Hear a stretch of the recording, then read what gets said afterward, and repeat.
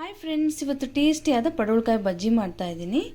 ಇದಕ್ಕೆ ಏನೇನು ಪದಾರ್ಥಗಳು ಬೇಕು ಬನ್ನಿ ನೋಡ್ಕೊಳ್ಳೋಣ. ಫಸ್ಟಿಗೆ ನಾನು ಪಡವಲಕಾಯಿ ಸಿಪ್ಪೆ ತೆಗೆದುಬಿಟ್ಟು ಈ ರೀತಿ ರೌಂಡಾಗಿ ಕಟ್ ಮಾಡಿ ಇಟ್ಕೊಂಡಿದ್ದೀನಿ. ಇದಕ್ಕೆ 1 ಕಪ್ ಕಡಲೆ ಹಿಟ್ಟು ಬೇಕು, ರುಚಿಗೆ ತಕ್ಕಷ್ಟು ಉಪ್ಪು, ಸ್ವಲ್ಪ ಕೊತ್ತಂಬರಿ ಸೊಪ್ಪು, ಇದು ಸ್ವಲ್ಪ ಖಾರದ ಪುಡಿ, ಇದು ಸ್ವಲ್ಪ ಅಕ್ಕಿ ಹಿಟ್ಟು, ಇದು ಸ್ವಲ್ಪ ಜೀರಿಗೆ, ಇದು ಅಜ್ವೈನ. ಬನ್ನಿ ಯಾವ ರೀತಿ ಮಾಡೋದು ನೋಡ್ಕೊಳ್ಳೋಣ. ನೋಡಿ, ಫಸ್ಟ್ಗೆ ನಾನು 1 ಕಪ್ ಕಡಲೆ ಹಿಟ್ಟು ಹಾಕ್ಕೊಳ್ತಾ ಇದ್ದೀನಿ.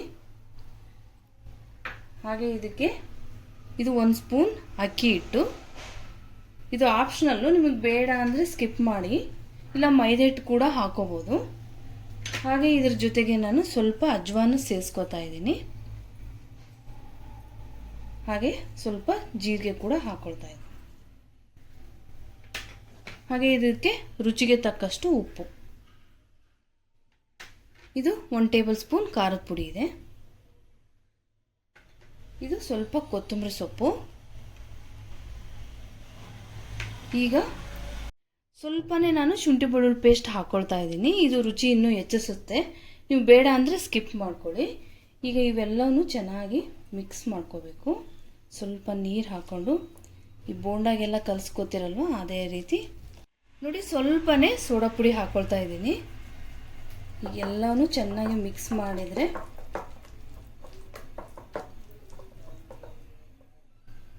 ನೋಡಿ, ಪಡವಲಕಾಯಿ ಅಂದರೆ ಈ ರೀತಿ ಉದ್ದವಾಗಿರುತ್ತೆ ನೋಡಿ.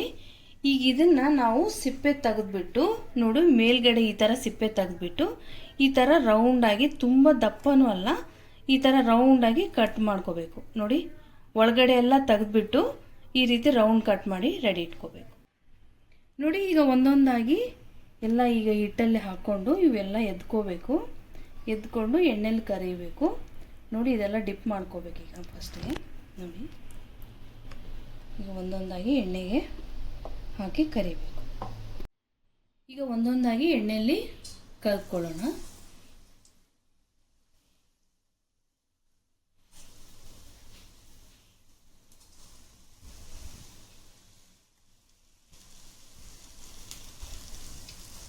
ನೋಡಿ, ಪಡವಲಕಾಯಿ ಬಜ್ಜಿ ಕೆಂಪಗಾಗೋವರೆಗೂ ಚೆನ್ನಾಗಿ ತಿರುಗಿಸ್ತಾ ನೀವು ಫ್ರೈ ಮಾಡ್ಕೋಬೇಕು.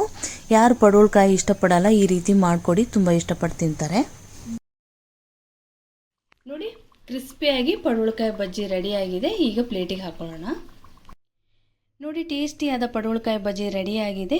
ತುಂಬ ಸುಲಭವಾಗಿ ಮಾಡ್ಕೋಬೋದು. ಇದು ಈವ್ನಿಂಗ್ ಟೀ ಕಾಫಿ ಜೊತೆಗೆ ತುಂಬ ಚೆನ್ನಾಗಿರುತ್ತೆ. ಮಕ್ಕಳು ಕೂಡ ತುಂಬ ಇಷ್ಟಪಟ್ಟು ತಿಂತಾರೆ, ಬೇಗ ಕೂಡ ಆಗುತ್ತೆ. ನಿಮಗೆ ಈ ವಿಡಿಯೋ ಇಷ್ಟವಾಗಿದ್ದರೆ ಪ್ಲೀಸ್ ಲೈಕ್ ಮಾಡಿ, ಸಬ್ಸ್ಕ್ರೈಬ್ ಮಾಡಿ. ಈ ವಿಡಿಯೋ ನೋಡಿದ್ದಕ್ಕಾಗಿ ಧನ್ಯವಾದಗಳು.